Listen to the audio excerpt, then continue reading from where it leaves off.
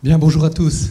Et donc peut-être que si vous êtes comme moi, en ayant entendu Jean-Charles, donc moi j'ai découvert Jean-Charles au travers de ses vidéos TED, vous êtes dit ici, ça a l'air génial, hein? Yes, but it's difficult. Et donc, j'y suis allé. Et donc, Jean-Charles disait que ça faisait 4 ans qu'il était en do it yourself. Moi, ça fait en termes d'années académiques 4 mois, puisque j'ai commencé cela en février du dernier quadrimestre, pour un cours, et même un second de manière un peu plus confidentielle. Et donc le cours dans lequel j'ai pu expérimenter la méthode de classe renversée, c'était mon cours de réseau informatique. On va pas s'y étendre, mais donc c'est 4 crédits, 48 heures en présentiel, ça est donné à 2 filières, donc des étudiants en bachelier 3 et en master 1 en même temps. Alors quel est l'objectif de mon cours? C'est le réseau Internet, grosso modo, pour que vous puissiez vous approprier un petit peu les attendus du cours. Et donc, quand on parle de réseau Internet, on peut se poser tout un tas de questions sur comment une machine envoie des informations à une autre, comment ça se passe dans le réseau. Et donc, on approche la matière en voyant différents protocoles, en différents termes, différentes machines, des routeurs, etc. Et ce que je leur demande de faire, c'est ça le plus important, mon objectif, c'est qu'ils puissent comprendre, identifier les interactions. Et donc c'est un cours qui est plutôt basé sur la compréhension et l'interaction des différents éléments du cours, plutôt que de la connaissance de différents éléments qui sont relativement simples. Donc la complexité, elle est vraiment sur comprendre comment tout cela fonctionne. Alors mon évaluation, parce qu'on peut se poser en classe inversée comment on évalue, etc. Mon évaluation, que ce soit en cours classique ou en classe inversée. Donc c'est un examen, une épreuve écrite dans lequel ils étaient mis en situation, 3 questions de mise en situation, avec des résultats qui ressemblent à ceci, des échanges entre une machine A et une machine B qu'il faut identifier, et en fonction des conditions de travail, vous avez des réponses qui sont différentes, chaque mise en situation prenant plus ou moins 1 heure de réflexion et de réponse. Alors, idem, vous avez un réseau ici, et dans ce réseau, vous avez différents éléments identifiés. Vous avez une réponse qui ressemble à ceci au final, et idem, il y a 1 heure de réflexion. Donc je vois des anciens étudiants qui sont passés entre mes mains, qui peuvent confirmer. Et donc l'examen dure plus ou moins 3 heures, et donc un examen de mise en situation. Alors, cette année en classe renversée, finalement mon cours en classe renversée, il a ressemblé à ceci. Un cours dans lequel finalement on avait déstructuré la classe, à la fois dans l'espace et au niveau des postures, donc posture physique, donc les étudiants étaient debout, moi j'étais plus en face, en front, devant eux. Des tableaux comme support partagé, donc on a parlé le fait de pouvoir produire ensemble, debout, et de pouvoir voir, être confronté à ce que les autres présentent. Des équipes de 5 à 7 étudiants, des séances de 4 heures, donc j'avais 12 séances de 4 heures. Et finalement, le prof, il fait quoi? Il est où là-dessus? Bon, on a déjà parlé. Le prof ici, il a un rôle qui est légèrement différent. Il anime. Donc il permet de... Il ne délivre plus le contenu tel quel. Les étudiants le découvrent par eux-mêmes. Et finalement, l'enseignant est là pour favoriser le questionnement. Donc mettre les étudiants dans des situations... Alors, je peux reprendre l'exemple de mon cours de réseau informatique. On peut en effet se demander, tiens, au cœur du réseau, lorsque une machine A communique à une machine B, que va-t-on voir passer ici, au cœur du réseau? Quelle est la route optimale finalement qui sera choisie? Comment on va trouver cette route optimale? Comment le réseau se débrouille pour acheminer le paquet? Et donc toutes ces questions, les étudiants arrivent à se les poser eux-mêmes. Et donc le cours commence ainsi en listant une série de questions possibles et qui prennent un certain temps. Et au final, ce que j'attends d'eux, ce n'est pas nécessairement qu'ils me donnent la solution, l'explication du protocole tel qu'il est implémenté.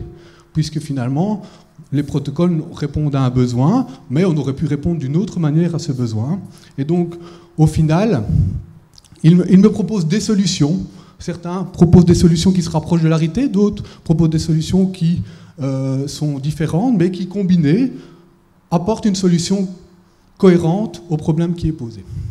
Alors tout ça grâce à la participation, on va dire, active au questionnement. Donc voilà, l'enseignant, il anime, favoriser le travail en groupe, entre les groupes, d'accompagner dans le questionnement, parce que fatalement, les étudiants n'ont pas l'habitude d'être placés dans le questionnement. Finalement, quand on commence un cours, on a tendance à délivrer de la matière, même si la mise en situation existe souvent, mais ici, la phase de questionnement prend une part importante. Finalement, c'est peut-être ça qui est plus important que le contenu que l'on va délivrer dans un second temps. Mais puis, de temps en temps, il faut aussi reprendre son rôle classique. Et donc, en effet, pendant quelques minutes, quelques dizaines de minutes, c'est de faire régulièrement des synthèses. Et en effet, les étudiants ayant pratiqué la matière nous écoutent finalement très attentifs, puisqu'ils savent de quoi on parle et arrivent à enchaîner les idées les unes derrière les autres. Alors, peut-être décrire rapidement comment ça se passe une séance dans mon cas concret. Donc la séance, il y a le travail en équipe qui est réalisé avec un questionnement, la collaboration, la coélaboration ensemble, dans lequel il faut soigner la composition d'équipe et avoir ces phases d'ancrage. Et alors j'ai repris des techniques et des outils de Jean-Charles finalement, deux éléments, un élément finalement plutôt, c'est de produire des QCM qui va sur la matière qui était vue, et également une synthèse, la synthèse permettant de récupérer le fil conducteur de ce qu'on a vu de manière peut-être un peu plus informelle en séance. D'accord ? Alors, ce que je n'ai pas dit explicitement, mon cours ne concernait pas nécessairement du contenu. Donc, l'objectif de mes étudiants n'était pas de produire du contenu, des notes de la matière, de la connaissance. L'idée, c'était de comprendre ensemble comment se passaient les interactions. Et donc voilà, il produit ses synthèses et ses QCM, mais ces synthèses-là, elles me sont livrées la veille du cours, et moi je les relis pour les annoter, les commenter. Et quand je dis les annoter, ce n'est pas des notes sur 20, c'est un barème. Donc est-ce que ça atteint les compétences, enfin les attentes, est-ce que ça les dépasse, les attentes, etc. Donc ça leur permet de s'évaluer face au travail de synthétisation que j'aurais demandé. Et alors, que se passe-t-il en début de séance, puisque ces QCM, ils sont utilisés pour ancrer et pour formaliser certaines choses. En début de séance, chacune des équipes fournit les QCM aux autres équipes. Chacune des équipes a alors le rôle de travail à réaliser, de travaux à réaliser. De répondre aux questions, mais également de noter, d'évaluer la qualité des questionnaires. Donc, ce qui permet de mettre un peu de compétition et de favoriser le fait de produire des questionnaires de bonne qualité. Et puis, on discute ensemble des réponses, finalement, à ces questions. Et de temps en temps, en effet, les étudiants se rendent compte qu'ils ont mal posé la question. De temps en temps, les étudiants se rendent compte qu'ils répondent à côté de la question. Et donc, on avance ainsi dans la matière. Bien. Alors, on peut se poser la question, tiens, pourquoi je suis passé en classe renversée. Un étudiant m'a dit en début de cours, donc la première séance de cours, c'est un étudiant doubleur, fatalement, puisque je le retrouvais, mais il m'a quand même dit, voilà, ça s'était très bien passé l'année passée, pourquoi voulez-vous changer? Et en effet, j'étais surpris de sa question. Et il y a différents éléments. Je pense que j'étais prêt à changer. Il y a différents éléments qui m'ont conduit à ce changement. Le premier, c'est peut-être au niveau de l'approche pédagogique des matières liées aux sciences de l'ingénieur. C'est qu'on peut avoir une approche top-down ou de bottom-up. Donc finalement, soit on voit le réseau Internet comme dans une approche globale et on voit d'abord comment les applications utilisent Internet, ou alors on commence à détailler comment ça se fonctionne sur un lien et puis on construit tout doucement le réseau et on complexifie les choses. Et finalement, dans des bouquins, c'est soit une approche ou l'autre. Finalement, en étant en classe renversée, on n'est pas obligé de choisir. J'ai donné cours en classe classique, une année en classe en approche top-down, une autre année en bottom-up. Ça se passait relativement bien, mais il y a toujours un étudiant qui dit « Oui, mais dans ce cas-là, oui, mais attendez, encore 2-3 séances, on va y arriver. » Tandis qu'ici, voilà, en classe renversée, on est libre, puisque c'est basé sur le questionnement, on peut prendre des chemins qui ne respectent pas l'une ou l'autre démarche. Alors, au niveau de l'apprentissage de la matière, on a tous été confrontés à un étudiant qui, à l'examen oral, on sent qu'il ne lui manque pas grand-chose pour réussir, il connaît des choses, mais il n'a pas assez pratiqué. Malheureusement, voilà, les séances de cours passées ensemble ne permettaient pas de pratiquer assez. Et donc, la classe renversée, de nouveau, parce qu'on est en dynamique, on passe le temps ensemble pour partager, on corrige ou on permet de répondre à cela. Et toutes les difficultés et les faiblesses, du coup, sont remarquées pendant les séances. Alors, au niveau de la mise en pratique des connaissances, c'est aussi quelque chose qui m'a interpellé après le stage de première master. Donc nos étudiants première master font un stage de 8 à 12 semaines et ils font maintenant des auto-évaluations de comment ça s'est passé en stage. Et donc on a des étudiants, des bons étudiants, voire même des très bons étudiants qui viennent en disant « Ben oui, mais j'ai été confronté à un problème, mais je ne savais pas par où commencer. » Et ces textos qu'on avait dans les évaluations, je ne savais pas comment m'y prendre. Et donc je trouvais ça dommage qu'ils avaient un tas de connaissances scientifiques, mais finalement, face à un problème d'ingénieur, un problème de terrain, ils n'arrivaient pas à démarrer. De nouveau, la classe renversée, parce que c'est une mise en situation permanente, permettait de répondre au problème. Enfin, au problème, à cet élément. Alors au niveau des compétences transverses, ça c'est un élément que je n'avais pas perçu comme étant aussi important lorsque j'ai commencé. C'est finalement quand on travaille en groupe, on apprend sur soi-même, on apprend à identifier ses forces et ses faiblesses, parce qu'on est confronté au regard des autres. Et donc de nouveau, j'ai vu, et ça c'est a posteriori que je peux le dire, j'ai vu des étudiants se révéler, des étudiants assez timides, qui au fur et à mesure des séances pouvaient se rendre compte qu'ils comprenaient relativement bien, ils se posaient les bonnes questions, ils arrivaient à imaginer des solutions pertinentes, alors qu'au début de séance, ils étaient un petit peu en retrait face à la matière. Et puis finalement, un élément peut-être plutôt perso, c'est finalement profiter du fait d'être ensemble pour apprendre à se connaître et partager un moment ensemble tout simplement, puisque finalement on peut se dire qu'on passe, dans mon cas, 48 heures avec eux, ils ne me connaissaient pas, je ne les connaissais pas, on a très peu d'interactions, et donc de nouveau la classe renversée m'a permis d'augmenter cette richesse. Alors, peut-être quelques indicateurs, quelques retours. Donc, première expérience, voilà, le taux d'échec. Donc, j'ai eu 4 échecs sur les 33 étudiants qui ont passé l'examen. 50% des étudiants avaient plus que 16 sur 20. Et j'ai envie de dire, ben oui, est-ce que c'était peut-être pas évident finalement, puisque vous avez vu mes attendus, des mises en situation, et dès le premier cours, on a travaillé ces attendus de manière simple et on a complexifié au fur et à mesure. Et donc finalement, les étudiants étaient préparés à pouvoir répondre à mon type d'évaluation. Et donc, on peut se poser la question, est-ce que j'enseignais correctement avant? Puisque je laissais peut-être un peu plus les étudiants dans à travailler la matière seule. Alors, on peut se poser aussi la question du rythme de progression du cours. Alors, c'est clair que ça prend un certain temps pour mettre les étudiants en situation, et donc ça me prend un certain temps pour que ça décolle. 3-4 séances, et c'est vrai que c'est à ce moment-là que je me suis rendu compte que ça allait aller. Je vous avoue que j'ai eu peur les premières séances, j'étais pas convaincu que j'allais voir toute la matière, que les étudiants allaient fatalement y arriver. Et donc, à un moment, je me suis rendu compte, c'est peut-être ce que je vous ai présenté ici. Désolé, passé inaperçu. C'est une production qui ressemble très fort à ce que j'attendais aux séances de cours lors de l'examen, d'une modélisation de ce qui peut se passer dans le réseau. Au bout de la 4e séance, certains étudiants arrivaient à produire ce que je demandais habituellement aux examens, que la moitié des étudiants réussissaient a priori. Donc c'est là que j'ai été convaincu que tout allait bien se passer, et j'ai essayé de les convaincre, les rassurer que ça allait bien se passer pour eux, puisqu'ils m'ont accompagné dans cette aventure, puisque je les ai prévenus de ce qu'on allait faire, et je les ai convaincus, mais je les ai aussi, entre guillemets, essayé de les convaincre que tout allait bien se passer pour eux.